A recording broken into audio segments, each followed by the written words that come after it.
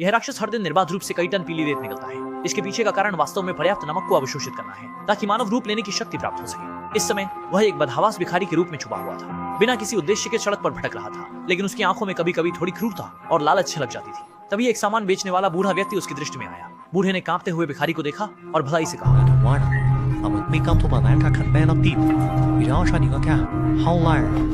इस सुनहरे अवसर को देखते ही राक्षस की आंखें चमक उठी। उसे लगा कि उसकी वेशभूषा बेदाग है और बूढ़ा व्यक्ति कुछ नहीं समझेगा, लेकिन वह गलत था। यह साधारण दिखने वाला बूढ़ा वास्तव में उसकी चाल को पहले ही भांप चुका था। जैसे ही राक्षस धीरे धीरे बूढ़े के करीब आया, बूढ़े ने सही समय का इंतजार करते हुए पीछे से 2 चमचमाती छुरियां निकाली और पूरी ताकत से राक्षस के कमजोर स्थान पर वार कर दिया। राक्षस एक दर्दनाक चीख के साथ जमीन पर गिर पड़ा। मैं आग बेचने वाला, आधी रात को इस रेगिस्तान में मुझे बेचने के लिए कह रहे हो? मैं पागल हो गया हूँ, मैं किसे दिखा रहा हूँ? यह चाल है, जानते हो? जो तुम खुद हो जो मेरी जगह पर आ गए।